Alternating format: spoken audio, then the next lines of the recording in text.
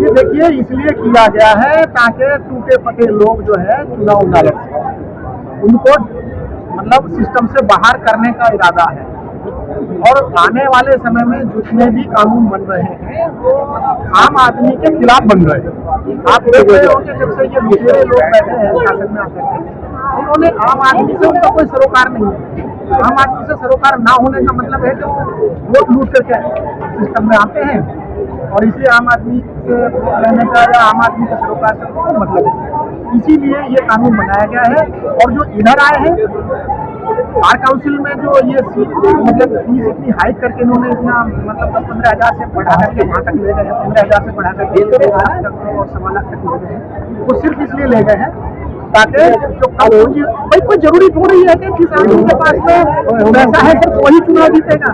ये तो एक कैपिटलिज्म को बढ़ावा देने का रास्ता निकाला है ताकि कोई अच्छा लीडर हो सकता है। कोई जरूरी थोड़ी है कि उसके पास में पैसा भी होगा, लीडर के पास कभी भी पैसा नहीं होता। जी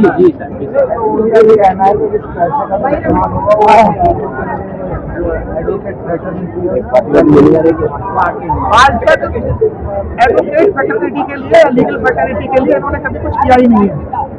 चुनाव होता है 5 साल के लिए और इनको 8 साल हो गए बैठे बैठे। कौन सा फायदा किया भाई इन्होंने? क्या दे दिया? एक वकील को क्या दे दिया? मिलता भी है तो उनको मिलता है जो उनके इनर सर्किल में होते हैं। आउट सर्किल वाले को अगर किसी की जान पहचान नहीं है उसे नहीं मिलता कुछ भी। फाड़ फाड़ करके मर जाता, घिस घिस करके मर जाता, उसे कुछ नहीं मिलता। तो आपके कहने का मतलब है बाघ जो है वो टोटली डिफेंस है या बाइक है कि आज आपको पहली बार पता चल रहा है? ये तो पहले से चला रहा, पहले से वो सिस्टम चला रहा। अगर आप मेरे नियर डियर हो तो आप मेरे गुलबुक में हो, आप मेरे से दूर हो तो अभी इसमें उनका कहना है कि इसमें अकाउंटेबिलिटी भी ऐसा नहीं है, पैसा लिया तो वो आपको पता नहीं चलेगा तो पैसा काम करता है। देखो अकाउंटेबिलिटी तो किसी की भी नहीं है, अकाउंटेबिलिटी तो प्रधानमंत्री की नहीं है इस देश में, तो इनकी अकाउंटेबिलिटी के लिए क्या कह रहे हो? और सबसे बड़े क्या बताऊं, कहना नहीं चाहता, सिस्टम इतना करप्ट है कि बैठा हुआ आदमी सीट के बराबर में ही बार्गेनिंग करता रहता है, उसको कोई नहीं रोकता। बाकी तो सिस्टम छोड़िए, दिल्ली में थोड़ा सा धरभर है, वो उनकी सेटिंग कहीं दूसरी इधर उधर जाने वाली है, कोई अछूता नहीं है। जैसे जैसे फैसले आते हैं वो भी आप देख रहे हैं, इन चीज़ों को देख रहे हैं। आजकल फैसला जो है मेरिट पे नहीं आ रहा, फैसला ये आ रहा है कि जो उनके आका कह देते हैं ना, जो उनके आका उनको डायरेक्शन दे देते हैं, उस तरीके से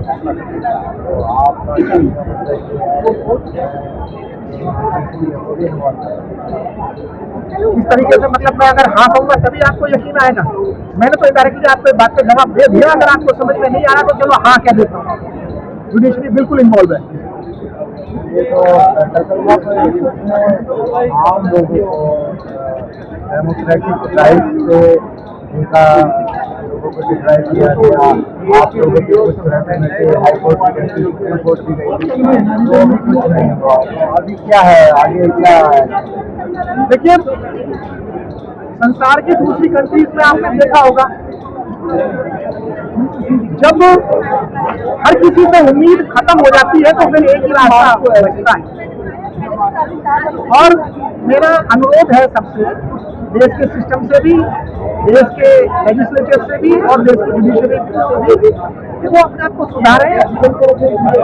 हमारा देश एनआरकी की तरफ बढ़ता जा रहा है, लोगों में बहुत असंतोष है, जो पब्लिक सरोकार के काम है वो नहीं हो रहे, रोजगार का काम नहीं हो रहा, मैन्युफैक्चरिंग बंद हो गई है भारत की, मैन्युफैक्चरिंग पे कोई काम नहीं हो रहा है, रोजगार को छोड़ दो, और शिक्षा को बिल्कुल बर्बाद कर दिया गया इस देश में।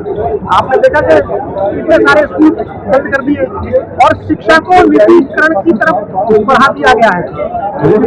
अब मैं आपको एक उदाहरण बताता हूँ। कोई साथी किसी भी सब्जेक्ट में आप अगर ग्रेजुएशन करना चाहते हैं तो इतनी महंगी कर दी आम आदमी के बस की बच्चों को पढ़ाना। और ये सिर्फ इसलिए हो रहा है ताकि जो आम जनता है उसको अनपढ़, बेरोजगार और मतलब गुलाम बना करके रखा जाए, उस तरफ को रास्ता मतलब उस तरफ को देश को बढ़ाया जाए जान चुके।